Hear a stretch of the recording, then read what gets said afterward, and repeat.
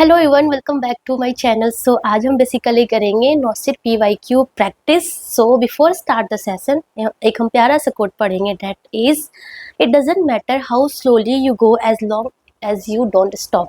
सो कितना स्लोली आप चले, that's not matter, it's matter कि आप कब स्टॉप कर जाते हो, आप कब हार मान जाते हो, आप कब डीमोटिवेट हो जाते हो। सो लगे रहो एंड लगे रहो। So with this start with the question, that is which of the following is an example of high fibre food. Very simple, जो हमारा न्यूट्रिशन होता है ना, न्यूट्रिशन से इसी टाइप का क्वेश्चन आता है। Either they ask about the vitamin, की वाइटामिन डेफिशिएंसी से किससे कौन सा डिजीज होता है, और they ask about the like कौन से फूड में कौन से वाइटामिन होते हैं। लाइक इस तरीके का एमसीक्यू आता है। लाइक एग में कौन से वाइटामिन नहीं होते हैं, है ना। इस तरीके का ही एमसीक्यू हमारे न्यूट्रिशन में एक एमसीक्यू आता है, ठीक है। So which of the following is an example of high fibre food. तो देखो, wheat and grain both are high fibre. Pulses protein होता है सबसे ज़्यादा, पोटैटो में कार्बोहाइड्रेट्स होता है, ठीक है। सो आइदर व्हीट आंसर होगा या ग्रेन आंसर होगा, but grain is the like broad term. Grain में सब कुछ इंक्लूडेड है, लाइक व्हीट भी, मिलेट्स भी, ब्रैन भी, everything is included in the grain. And wheat जो है ग्रेन का ही एक पार्ट है। तो हाई फाइबर फूड कौन सा होगा? B. B is the correct answer. Grain is the high fibre food. Then second question is, in a patient 500 ml fluid to be infused in 8 hours, okay, via a standard micro drip set. Very important, क्या बोला है? Micro drip set से जा रहा है 8 hours में। At approximately how many drops per minute should the flow rate to be set. So basically इन्होंने क्या पूछा है? फ्लो रेट पूछा है। सो फ्लो रेट का फॉर्मूला क्या होता है? Flow rate equals to total volume to be infused upon में टोटल टाइम, है ना, in second, sorry in minutes में टाइम होता है, इनटू में ड्रॉप फैक्टर, यही होता है। सो टोटल वॉल्यूम कितना इन्फ्यूज करना है? टोटल वॉल्यूम इज 500 ml, ठीक है, अपॉन में टाइम इन मिनट। तो यहाँ पे कितना दे रखा है? 8 आवर्स दे रखा है। 8 आवर्स को हम मिनट्स में कन्वर्ट करेंगे तो क्या हो जाएगा? 8 × 60, okay. And then drop factor क्या बोला है? माइक्रो ड्रिप सेट बोला। माइक्रो ड्रिप सेट कितना होता है? 60 का होता है। तो जब आप इसको कैलकुलेट करोगे तो आंसर आ जाएगा, ठीक है। सो इस तरीके का हमारा ड्रग कैलकुलेशन से एमसीक्यू आता है, ऑलरेडी मैंने आपको करा रखा है। In a patient wound healing is not progressively, the possible cause is deficiency of protein, deficiency of vitamin D, deficiency of vitamin C और deficiency of fat। तो देखो, जो पेशेंट की सर्जरी होती है ना, सो आफ्टर सर्जरी ना हम उनको like zinc, vitamin C, protein rich diet लेने के लिए बोलते हैं। बेसिकली जो विटामिन सी है ना, वो हीलिंग में लाइक हेल्प करता है, हीलिंग को लाइक प्रोग्रेस कर देता है। सो आंसर क्या होगा? सी। जो पेशेंट है उसमें वुंड हीलिंग प्रॉपर नहीं हो रहा है, प्रोग्रेसिवली नहीं हो रहा है, it means the possible cause is deficiency of vitamin C, ठीक है ना। आंसर क्या होगा? C. After vaginal normal delivery very important, breast feeding should be start in, so like according to WHO, like immediately within like half an hour में हमें breast feeding start करनी होती है इन नॉर्मल वजाइनल डिलीवरी। तो answer क्या है? A 30 minutes, B 4 hour, C 8 our and after second days. तो answer क्या होगा? ए। आफ्टर 30, मतलब within 30 minutes we have to start the breast feeding in the normal vaginal delivery, okay. So next question is, penicillin antibiotics hypersensitivity reaction belongs to। very important questions, and किसी ने मुझे बोला था कि मुझे hypersensitive reaction भी पढ़ा दो, क्या होता है। so basically for NORCET point of view से आपको क्या पता होना चाहिए? Like hypersensitivity is a big term, like mechanism of action and everything, तो बहुत वास्ट हो जाता है, बट मैंने बहुत शॉर्ट रखा है सो दैट जो आपके एग्जाम के लिए इंपॉर्टेंट है बस वो आप पढ़ो, ठीक है। सो बेसिकली जो हमारा हाइपर सेंसिटिविटी रिएक्शन कितने टाइप्स के होते हैं? Type 1, type 2, type 3 and type 4। But अब जो है न्यू गाइडलाइंस के according type 5 hypersensitive reaction भी आ गया है, ठीक है ना। So type 1, type 2, type 3, type 4 and type 5, okay. So आपको क्या याद रखना है? आपको याद रखना है एसिड। क्या याद रखना है? एसिड। सो टाइप 1 ये क्या है? Type 1 is the anaphylaxis. A is acid, type 1 is anaphylaxis, C is cytotoxic, type 2 is cytotoxic, and type 3 is I is immune complex mediated, and type 4 that is D is the delayed type। तो ये आपको याद हो गया। Type 1, 2, 3, 4 and 5। Type 1, 2, 3, 4 acid याद करना है, anaphylaxis, C is the cytotoxic, I is the immune complex and D is the delayed type, ठीक है। सो जो बेसिकली हमारा टाइप 1 हो गया, टाइप 2 हो गया एंड टाइप 3 जो है ना, that is the antibody mediated. एक एंटीजन एंटीबॉडी मेडिएटेड होता है, ठीक है ना। बट जो हमारा डिलेड टाइप 4 होता है ना, टाइप 4 हाइपर सेंसिटिव रिएक्शन होता है, that is delayed type.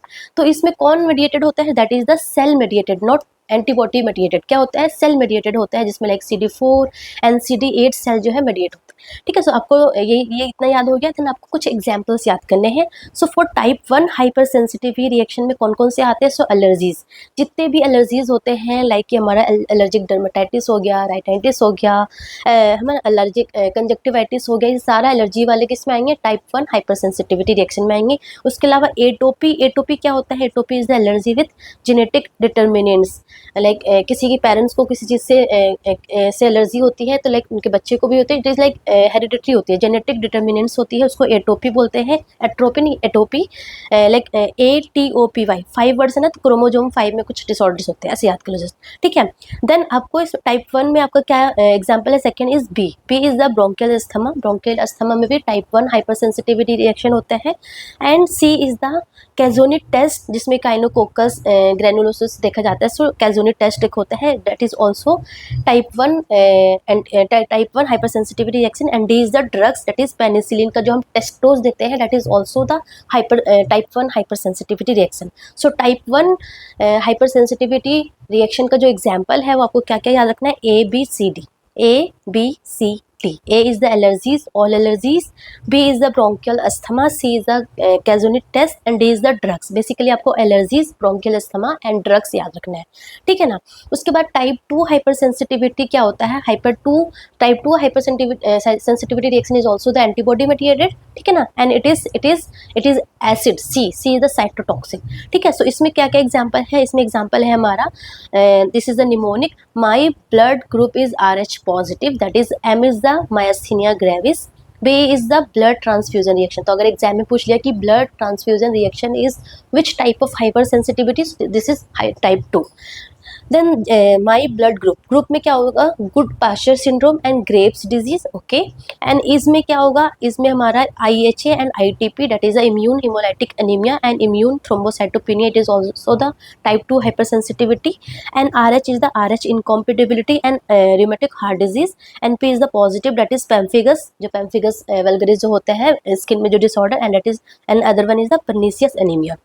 So my blood group is RH positive, but ये जो हमारा मैस्थीनिया ग्रेविस था एंड ग्रेव्स डिजीज था, बड़ा वाला, लाइक मैस्थीनिया ग्रेविस वाला एंड ग्रेव्स डिजीज वाला, ग्रेव वाला जो था ना, वो अब जो है ना टाइप 5 में क्लासिफाइड हो गया है, ठीक है। सो अगर एग्जाम में आपको आ गया कि ग्रेव्स डिजीज जो है वो टाइप 2 हाइपर सेंसिटिविटी है, तो अगर आपके MCQ में टाइप 2 हो, 3 हो, 4 हो, 5 हो, तो अगर माइसीनिया ग्रेविस के बारे में लेट सपोज पूछा हो, तो आपको आंसर क्या टिक करना है, 5 करना है। बट लेट सपोज अगर ऑप्शन में 5 नहीं हो, तो आपको क्या टिक करना है, आपको 2 टिक करना है, ठीक है ना। मतलब मोर करेक्ट क्या होगा, 5 होगा, बट अगर 5 नहीं होगा तो आपको टाइप 2 हाइपर सेंसिटिविटी रिएक्शन टिक करना है, ओके। टाइप 3 में आपको क्या निमोनिक याद करना है, sharp, that is the SSLE। Schick test आपने डिप्थेरिया में सुना होगा, तो that is also the type 3 hypersensitivity. H is the Henoch Schonlein purpura, A is the Arthus reaction and R is the reactive arthritis, P is the post streptococcus granulocyte nephritis. ये आपने सुना होगा, इसमें urine का colour कैसा होता है, Coca colour urine होता है ना, so that is a post Streptococcus granulocyte nephritis, it is the type 3 hyper sensitivity. Type 4 की अगर हम बात करें, टाइप 4 हाइपर सेंसिटिविटी, तो लाइक ग्रेनुलोमास हो गया, जितने भी स्किन टेस्ट होते हैं, लाइक हम जो माउंटेक्स टेस्ट करते हैं, लेप्रोमिन टेस्ट करते हैं, वो हो गए। इन्फ्लेमेटरी बॉवल डिजीज हो गया, मल्टीपल स्क्लेरोसिस हो गया, कॉन्टैक्ट डर्माटाइटिस हो गया, तो ये सारे हमारे टाइप 4 हाइपर सेंसिटिविटी में है, ठीक है ना। एंड टाइप 5 में क्या हो गया, myasthenia gravis and Graves disease. But more answer क्या होगा, 5। अगर 5 एंड 2 दोनों ऑप्शन में हो तो 5 आपको टिक करना है, अगर 5 नहीं हो तो आपको 2 टिक करना है, ठीक है। उसके अलावा एक और most important thing is transplant rejection. So अगर हाइपर एक्यूट ट्रांसप्लांट रिजेक्शन होगा तो टाइप 2 हाइपर सेंसिटिविटी रिएक्शन होगा, बट अगर एक्यूट ट्रांसप्लांट रिजेक्शन होगा तो टाइप 2 एंड टाइप 4 दोनों का कॉम्बिनेशन होता है। बट अगर क्रोनिक ट्रांसप्लांट रिजेक्शन बोल दे तो क्या होगा, टाइप 4 हाइपर सेंसिटिविटी रिएक्शन होगा, डिले वाला होगा, ठीक है। सो आपको ये कुछ मोटा सा आपको हाइपर सेंसिटिविटी रिएक्शन के बारे में याद करना है। Then coming to the question, that is penicillin antibiotics hyper sensitivity reaction belongs to answer A is type 1, ठीक है ना। उसके बाद next question is which is not a cause of schizophrenia in female patient. Okay, so क्या क्या बोला है, poverty, winter birth, post traumatic and maternal stress. तो देखो जो हमारा स्किज़ोफ्रेनिया का जो लाइक कॉमन जो कॉज होता है, like all are cause, like winter birth भी, पोस्ट ट्रोमेटिक भी, मैटरनल स्ट्रेस भी, like basically the stress is the main factor. तो लाइक विंटर बर्थ में थोड़ा सा स्ट्रेस होता है, लाइक थोड़ा सा स्ट्रेस तो हो जाता होगा, and post traumatic is also, maternal stress तो है ये stress. Poverty is not the like cause, but yes अगर किसी को स्किज़ोफ्रेनिया है एंड वो पॉवर्टी है तो वो और सिवियर कर देता है, but it is not a directly cause नहीं हो सकता। सो आंसर क्या होगा, A is the correct answer, क्योंकि उन्होंने क्या बोला था, नॉट अ कॉज। ठीक है, ऑल सिम्टम्स अगर in pre menstrual syndrome except. So PMS में क्या क्या होता है, लाइक ब्लोटिंग, कॉन्स्टिपेशन, है ना, abdominal pain, breast tenderness, mood swings, ये सब होते हैं। सो कॉन्स्टिपेशन भी होता है, ब्रेस्ट टेंडरनेस भी होता है, एब्डोमिनल पेन एंड ब्लोटिंग भी होती है, वेट लॉस नहीं होता है। तो आंसर क्या बोला था, एक्सेप्ट पूछा था, तो आंसर क्या होगा, B is the correct answer. ठीक है, farmers lung disease that is caused by, मैंने आपको ऑक्यूपेशनल डिजीज पढ़ाया था कम्युनिटी हेल्थ नर्सिंग में, उसमें मैंने आपको सारा बताया था। तो farmer's lung disease is caused by hay, ऐसे याद कर लो, हे इज अ, हे जो है गाँव में इसको भूसा टाइप बोलते हैं ना। हे के साथ कौन काम करता है, बेसिकली हे कहाँ से निकलता है, बेसिकली जो हमारा पैडी होता है वहाँ से हे निकलता है। तो पैडी के साथ कौन काम करता है, फार्मर्स काम करते हैं। तो फार्मर्स लंग किसको होगा, मोल्डी हे के साथ जो काम करेगा, ऐसे याद करना है आपको। ठीक है ना, husk of actinomycetes, stroke, grain hypersensitivity, इनसे फार्मर्स लंग नहीं होता है। Mouldy hay is the cause of farmer's lung. ठीक है, okay. Next question is population pyramid described as. तो देखो जो पॉपुलेशन पिरामिड है ना, बहुत टाइप के होते हैं, लाइक कॉन्स्टेंट, डिक्लाइनिंग, है ना, आपने सुना होगा। सो जो पॉपुलेशन पिरामिड में ना बेसिकली हम एज डिस्ट्रीब्यूशन लेते हैं, एज डिस्ट्रीब्यूशन लेते हैं, age distribution and sex composition, like female and male जो होते हैं, सेक्स कॉम्पोजिशन को हम बार ग्राफ के थ्रू हम रिप्रेजेंट करते हैं। ठीक है, so population pyramid described as a graphical representation of the age sex composition of a population. Okay, second है when the population density of an area is so high that people live in tall building, बिल्कुल गलत, ये तो नहीं होता।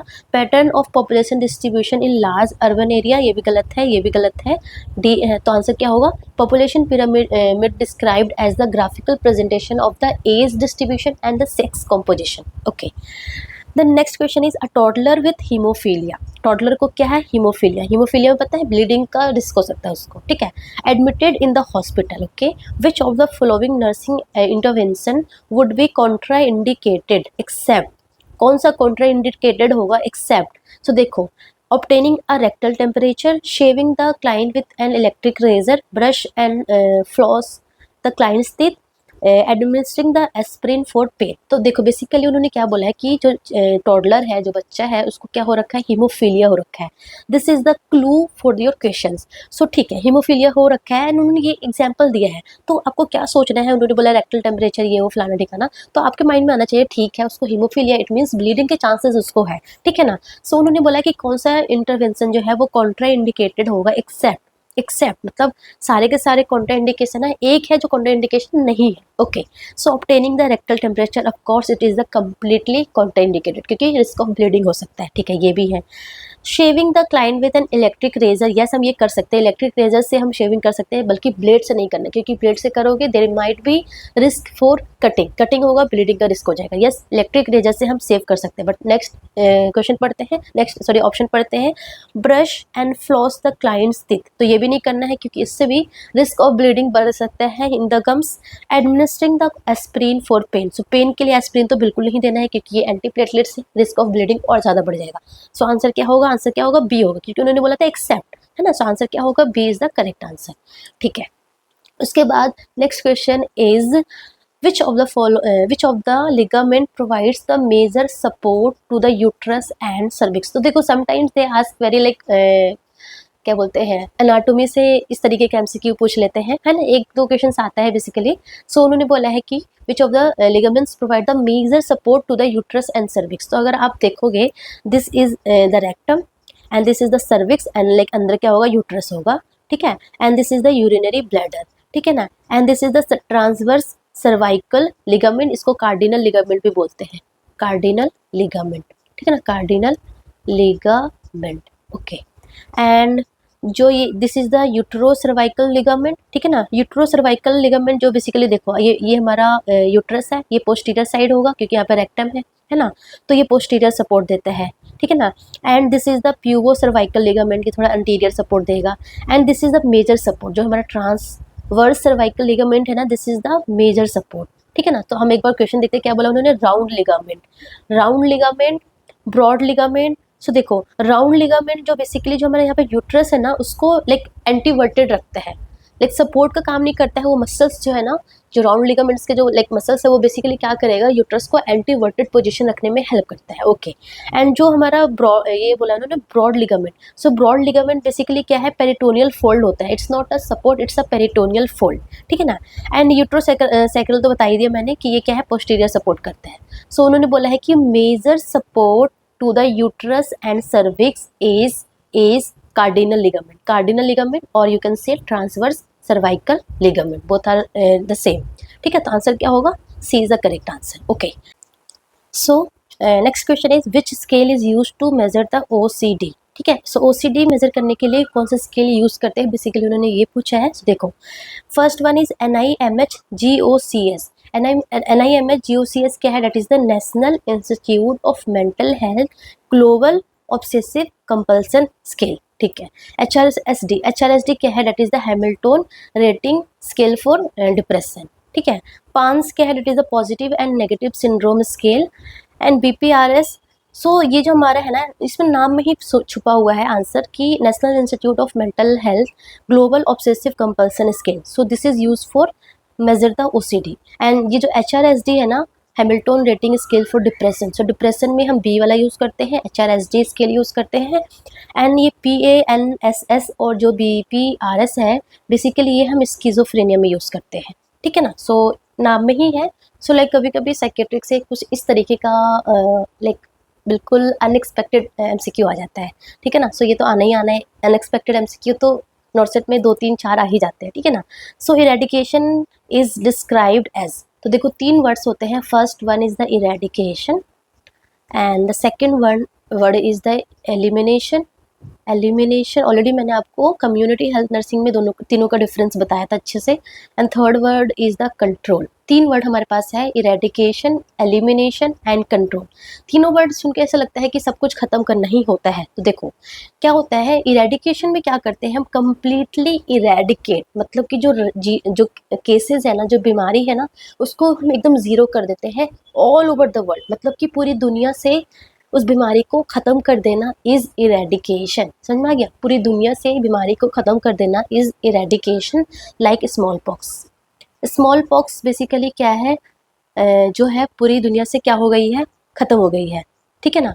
And दूसरा हमारा है एलिमिनेशन क्या होता है, एलिमिनेशन इज़ द कि केस को जीरो कर देना इन अ पर्टिकुलर जोग्राफिकल एरिया, मतलब एक पर्टिकुलर एरिया में, मतलब ऑल ओवर वर्ल्ड में नहीं, पूरी दुनिया से एलिमिनेट नहीं करना, एक पर्टिकुलर एरिया में, ठीक है ना। जैसे कि polio in some country like कि इंडिया में भी पोलियो फ्री हो गया है, but in some country like कि क्या बोलते हैं, पाकिस्तान वगैरह में भी है, ठीक है ना। सो इन स्पेसिफिक जोग्राफिकल एरिया में केस को जीरो करना इज एलिमिनेशन, मतलब कि एक पर्टिकुलर एरिया में ख़त्म करना is elimination, all over world में ख़त्म करना इज इरेडिकेशन। बट कंट्रोल क्या है, कंट्रोल इज लाइक कि केसेस को एकदम ख़त्म नहीं करना, जस्ट कंट्रोल करना, मतलब कि जो नंबर ऑफ इंसिडेंट्स है, जो नंबर ऑफ न्यू केसेज हो रहे हैं, है ना, उसको कंट्रोल में ले आना। जैसे कि TB हो गया, मलेरिया हो गया, वो ख़त्म नहीं हुआ है बट उसको हमें कंट्रोल में लेके आ गए हैं, so that is the control, है ना। सो क्या बोला है, a disease is completely reduced to zero worldwide, it is the eradication, ठीक है। A disease has been reduced to zero in a specific region और geographical area, so it is a elimination. ये क्या है, elimination, क्या है ये, elimination. B is the elimination. A disease has control in a specific geographical area, है ना। It is also like same ही बोल रहे हैं, एलिमिनेशन ही बोल रहे हैं। A disease which is not controlling a specific community area, so ये बिल्कुल अलग हो गया। So eradication is described as a disease is completely reduce to zero worldwide, answer क्या होगा, A is the correct answer, ठीक है ना। So next question is the most informative measurement for determining the cardiogenic shock is ABP, atrial blood pressure, और central venous pressure, और pulmonary artery pressure, और cardiac index. ठीक है, उन्होंने क्या बोला कि most informative measurement for determining the cardiogenic shock.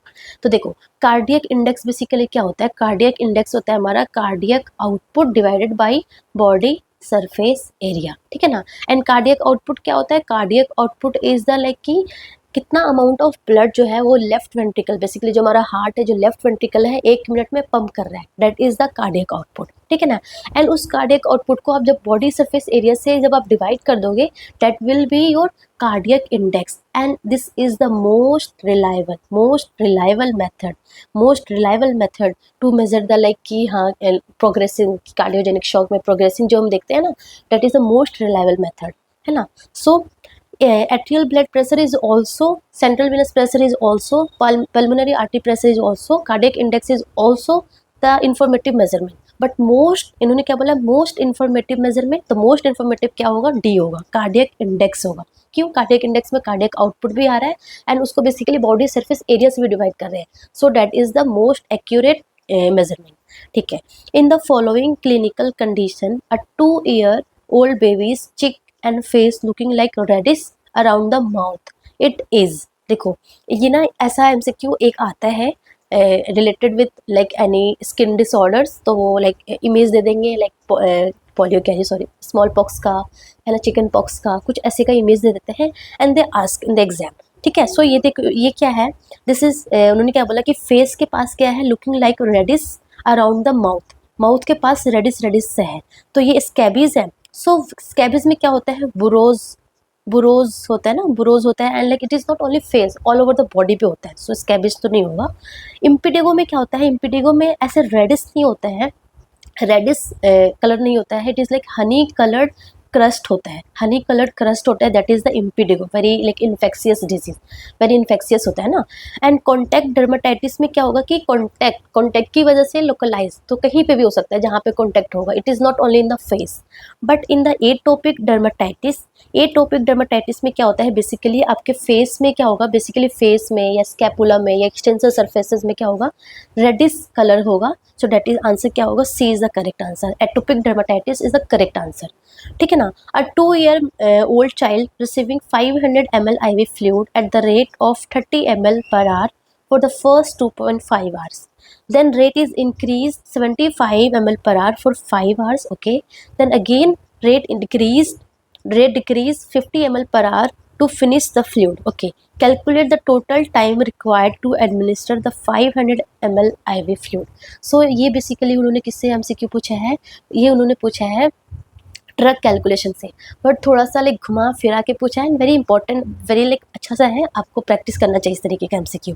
तो देखो बेसिकली इन्होंने क्या कौन सा क्वेश्चन पूछा है, दैट इज कि कैलकुलेशन ऑफ फ्लो रेट से पूछा है. तो फ्लो रेट कैलकुलेशन का फॉर्मूला क्या होता है, फ्लो रेट कैलकुलेशन का आपको फॉर्मूला आना चाहिए, that is the total fluid, ठीक है, अपॉन में टोटल टाइम इन मिनट, ठीक है, इनटू में drop factor.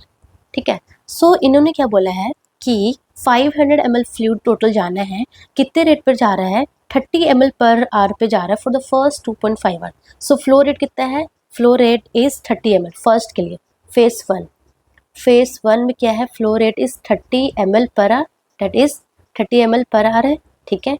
Equals to total fluid ही तो हमें कैलकुलेट करना है कि टोटल फ्लूइड कितना गया है ना, इसको हम x मान लेते हैं. अपन में टोटल टाइम कितना बोला, कितने आवर में गया है, दैट इज 2.5 आवर में गया, 2.5 आवर में गया है. ठीक है ना. एंड इसमें लाइक उन्होंने हमें वो करके दिया है, तो हम इसमें ड्रॉप फैक्टर तो होगा ही नहीं. ठीक है. सो बेसिकली हमारा फ्लूइड कितना आया, कितना फ्लूइड जाएगा, 30 इंटू में 2.5, दैट विल बी 775 ml, है ना, यही होगा ना. 2.5 5 3 जा 15 एंड 3 2 जा 6 एंड पॉइंट हट गया तो 75 ml. ठीक है. फेज 2 में उन्होंने क्या बोला है, फेज 2 में उन्होंने बोला है कि कितना फ्लूइड जा रहा है, 75 ml पर आवर जा रहा है, 75 ml फ्लूइड जा रहा है. ठीक है. एंड कितने आवर में जा रहा है, 5 आवर्स में जा रहा है. तो इसमें कितना फ्लूइड आ जाएगा, x1 x2, तो फ्लूइड कितना आ जाएगा, 75 इंटू में 5, ये ना 75 है एंड 5 में जा रहा है, ठीक है ना। तो 75 इंटू में 5, 5 5 25 एंड 7 5 35, तो 36 37 375 ml आ गई, ठीक है ना। सो ये फेज 1 फेज 2, तो मतलब कि 2.5 आवर में इतना चला गया था, एंड 2.5 आवर में प्लस 5 आवर में कितना चला गया हमारा 375 प्लस 75, तो टोटल कितना होगा 375 प्लस इसको प्लस करोगे तो कितना आएगा 450 ml आएगा, ठीक है ना। सो 450 ml टोटल चला गया है, कितना ml बचा है 50 ml बचा है, 50 ml बचा है, ठीक है। सो उन्होंने आगे क्या बोला है कि then rate decrease 50 ml per hour to finish the fluid, पूरा फ्लूइड को खत्म करने के लिए 50 ml पर आवर कर दिया। तो उन्होंने पूछा है कि calculate the total time required to administer the 500 ml IV fluid. तो देखो उन्होंने रेट डिक्रीज करके 50 ml पर आवर कर दिया, तो 50 ml ही बचा था, तो 50 ml को खत्म होने में कितना लगेगा 1 आवर लगेगा, है ना। 1 ईयर तो लगेगा क्योंकि 50 ml ही बचा है। तो टोटल टाइम कितना होगा 2.5 आवर, 5 आवर प्लस 1 आवर, तो कितना हो जाएगा 5 6 7 8 8.5 आवर। तो आंसर क्या हो गया 8.5 आवर, ठीक है। तो आंसर क्या है 8.5 आवर। तो आपको समझ में आ गया ये, है ना। सो इस तरीके से करना है, तो ड्रग कैलकुलेशन से काइंड ऑफ कॉम्प्लिकेटेड बना दिया, एंड कॉम्प्लिकेटेड के साथ साथ उन्होंने थोड़ा सा कैलकुलेशन भी लेंदी कर दिया, क्योंकि वो जो एग्जामिनर है दे आर वेरी चालाक काइंड ऑफ पर्सन कि आपका टाइम कंज्यूम करवाना चाहते हो, है ना, बट आपको एक्सपर्ट होना है।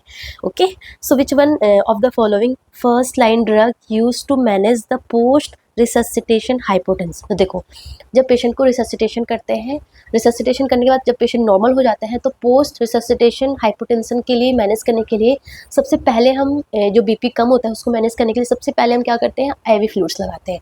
आईवी फ्लूइड्स भी जब अगर मैनेज नहीं होता तो हम उसको नॉर एड्रेनलिन लगाते हैं, नॉर एड्रेनलिन से भी मैनेज नहीं होता तो हम डोपामिन वगैरह देखते हैं, है ना। तो फर्स्ट उन्होंने बोला कि फर्स्ट लाइन ड्रग, तो फर्स्ट लाइन ड्रग में हमारा आईवी फ्लूइड होगा, सेकेंड में नॉरेड होगा, देन डोपामिन वगैरह होगा, ठीक है ना। सो फर्स्ट आंसर क्या होगा डी होगा। उसके बाद which test should be done every week for a patient who is taking clozapine. So very important, clozapine क्या है एंटी साइकोटिक ड्रग है, एटिपिकल एंटी साइकोटिक ड्रग्स है, एंड इसकी वजह से क्या होता है, इसकी वजह से हमारा क्या होता है एक ग्रेनुलोसाइट्स होता है, स्पेशली न्यूट्रोपिनिया होता है, तो हम सीबीसी मॉनिटर करते हैं। This is very very important MCQ, में भी आपके वाइवा में भी जब आपका साइकेट्रिक का जब वाइवा हुआ होगा उसमें भी ये पूछा होगा। This is very common type of question, very simple question, सबको आता है ना। So clozapine is atypical antipsychotic drug and it leads to agranulocytosis. So हम इसमें बेसिकली हम सीबीसी काउंट करते हैं क्योंकि न्यूट्रोपिनिया होने के चांसेस होते हैं, ठीक है। आइडेंटिफाई द फॉलोइंग इमेज, क्या है ये, मैंने ऑलरेडी आपको इंस्ट्रूमेंट वाली क्लास में बताया है कि ये क्या है। This is the BP handle Bard Parker handle, इसमें हम यहाँ पे क्या लगाते हैं ब्लेड लगाते हैं फॉर इंसिजन, ठीक है। अ नर्सिंग ऑफिसर नोटिंग पस, ठीक है, रेडनेस, ठीक है, पेन, पस है, रेडनेस है, पेन है, स्वेलिंग है and hardness at wound site which changing the wound dressing while changing the wound dressing which would indicate to infection, hemorrhage, keloid formation और finding the granulation tissue। तो देखो उन्होंने क्या बोला है, पस है, रेडनेस है, पेन है, स्वेलिंग है, so this is the typical sign of infection. Haemorrhage में क्या होगा, जस्ट ब्लीडिंग होगा, सीवियर ब्लीड होगा, रेड कलर का ब्लड आएगा जस्ट, सो हेमरेज नहीं हो सकता है। Keloid formation is a scar formation, जो हीलिंग प्रोसेस जो होता है ना, तो जो वुंड जो लाइक हील होता है तो जो स्कार फॉर्मेशन होता है that is the keloid formation. And granulation tissue क्या होता है, ग्रेनुलेशन जब कोई भी वुंड जब हील होता है ना तो पिंक जो टिश्यू है वो पिंक कलर का अपीयरेंस होता है, and it indicates yes this is the healing and this is the like healthy tissue, ठीक है ना। सो यहाँ पे पस आ रहा है, रेडनेस है, पेन है, स्वेलिंग है, so this is the infection, ठीक है। Next question, a post operative patient who is on risk of increase intracranial pressure, ठीक है, आईसीपी इंक्रीज का रिस्क है, what would be the sign of increased ICP, projectile vomiting, restlessness, altered level of consciousness, all of the above। so answer is the all of the above।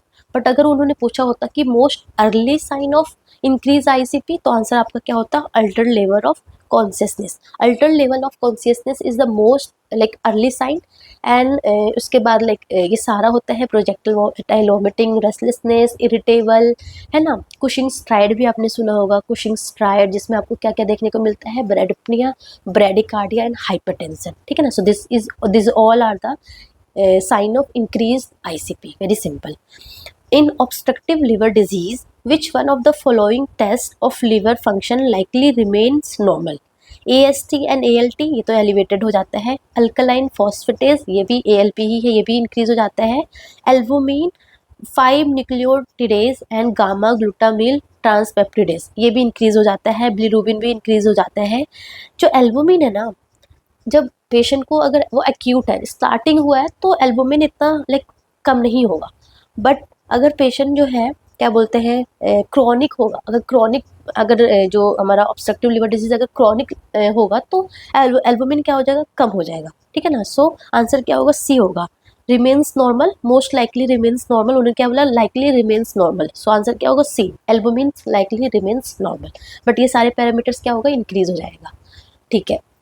Following are the symptoms of borderline personality disorder except, so borderline मतलब कि border पे है, मतलब बहुत fluctuating है, बहुत impulsiveness होगा, क्या बोलते हैं, बहुत ज़्यादा सेल्फ स्टीम जो होगा बहुत लो होगा, बहुत अनस्टेबल हो जाएगा, है ना, बहुत होपलेसनेस होगा, सुसाइडल आइडिएशन आएगा उसको, है ना, इस तरीके का पर्सनैलिटी होता है बॉर्डर लाइन में, ठीक है ना। सो इम्पल्सिविटी भी होता है, हाई सेल्फ स्टीम तो नहीं होता है, इनफैक्ट लो सेल्फ स्टीम होता है, ठीक है ना, होपलेसनेस भी होता है, रिकरेंट सुसाइडल आइडिएशन भी आएगा ऑफ कोर्स, क्योंकि होपलेसनेस है, तो आंसर क्या होगा, B is the correct answer, क्योंकि उन्होंने बोला एक्सेप्ट, तो बॉर्डर लाइन पर्सनैलिटी डिसऑर्डर में हाई सेल्फ स्टीम नहीं होता, बाकी सब कुछ होता है, ठीक है ना।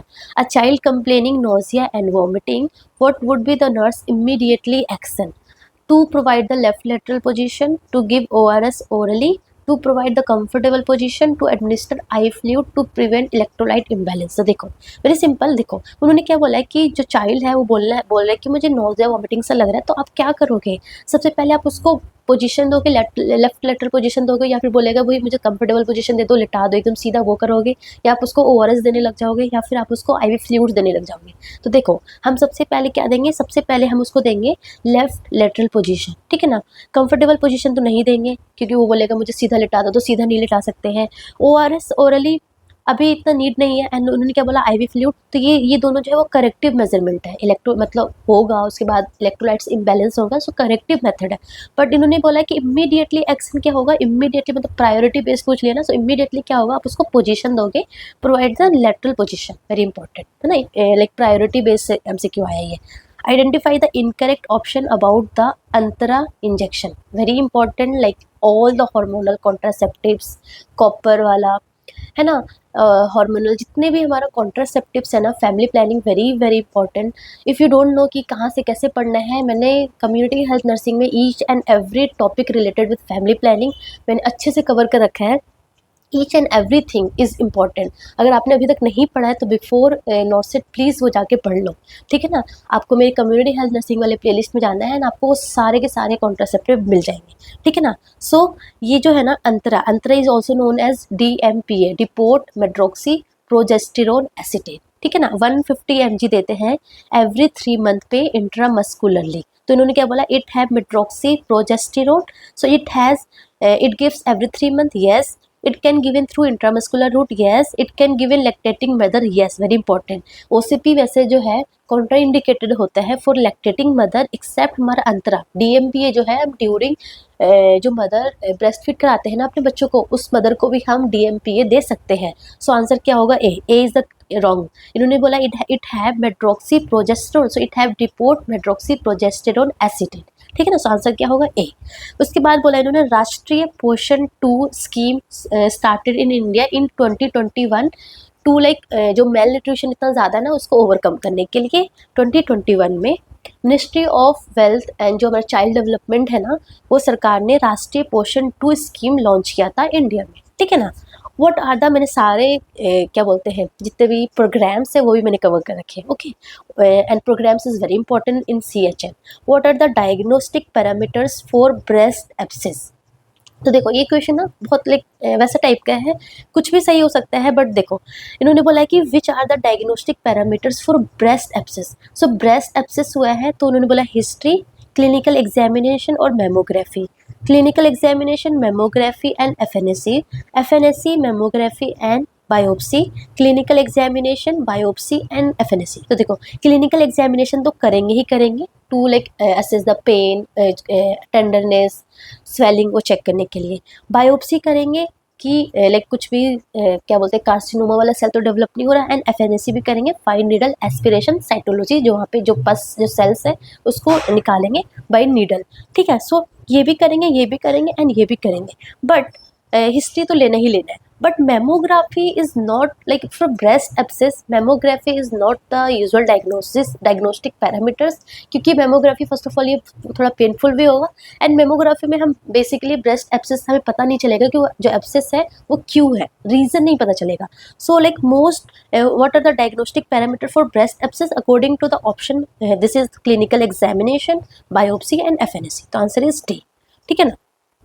Next question is location for chest compression during neonatal resuscitation. तो न्यूनेटल रिससिटेशन मैंने आपको इतना चिल्ला चिल्ला के इतने अच्छे से पढ़ाया है, आई गिव माई 100%, ठीक है ना। सो उसमें मैंने each and everything related to neonatal resuscitation पढ़ाया है। एंड उसमें इन्होंने कितना सिंपल क्वेश्चन पूछा है कि चेस्ट कंप्रेशन का जो लोकेशन है वो कहाँ है। सो वो कहाँ होता है, it is lower 1/3 of sternum, just above the xiphisternum, ठीक है ना। To prevent the neonatal tetanus by TT injection during pregnancy is the primary prevention. Very simple, जितने भी वैक्सीन्स होते हैं all vaccines come under primary prevention except one, that is the BCG vaccine for treatment of bladder cancer. आपने सुना है bladder cancer के treatment के लिए हम BCG वैक्सीन देते हैं, kind of immunotherapy, and this is the secondary prevention का ये एग्जाम्पल है।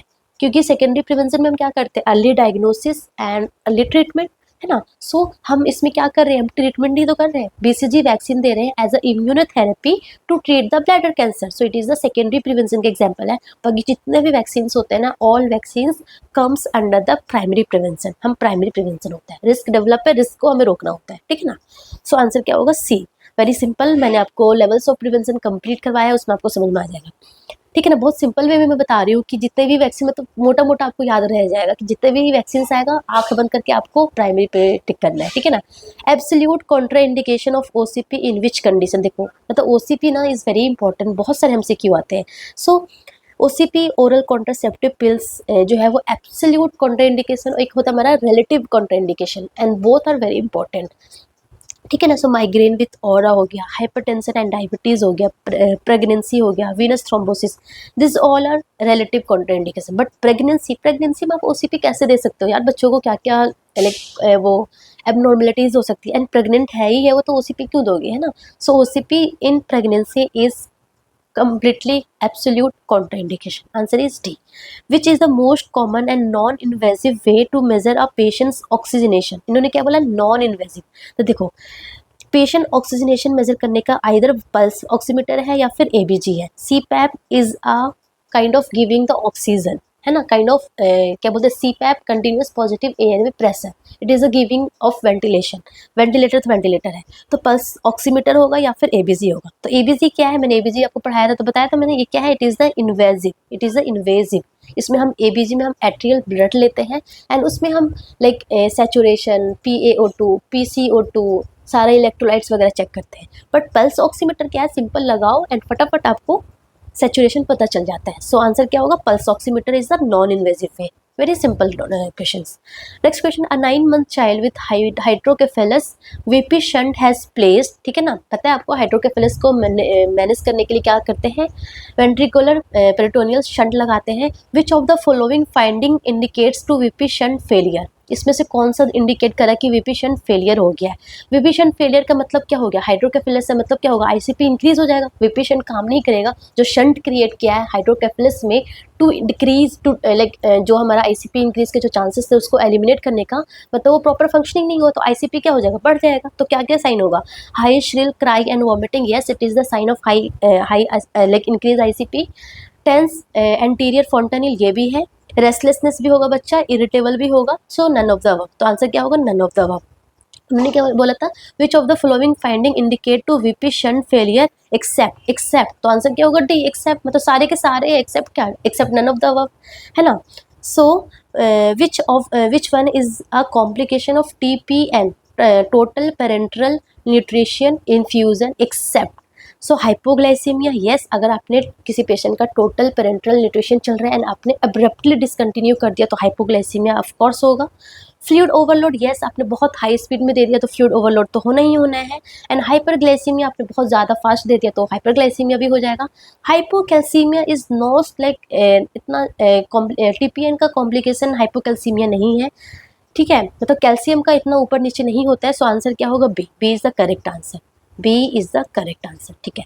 परप्यूरियम पीरियड में considered as from delivery of placenta to 6 weeks, simple, very simple, from delivery of baby to 6 weeks of postpartum, from delivery of placenta to 6 week of postpartum, from delivery of placenta to 8 week of postpartum, from delivery of baby to 8 week of postpartum। Answer क्या होगा? B, from delivery of placenta to 6 weeks of postpartum। उसके बाद हमारा कुछ non nursing MCQs है, like if observer, like मतलब देखो ये हमारा डायरेक्शन से क्वेश्चन है, ये हमारा प्रॉफिट एंड लॉस से है, ये सारे इंपॉर्टेंट वाले हैं। एंड ये हमारा इंग्लिश से है, ये हमारा डायरेक्शन सेम है ना, ये भी देखो। तो इस तरीके का हमारा नॉन नर्सिंग वाला एमसीक्यू आता है, ठीक है ना, वेरी सिंपल। देखो इस तरीके का एक ना एक आता ही आता है। So this is all about हमारा MCQ for previous year questions खत्म हो गया। So that's all, thank you so much, all the best, मिलते हैं नेक्स्ट सेक्शन।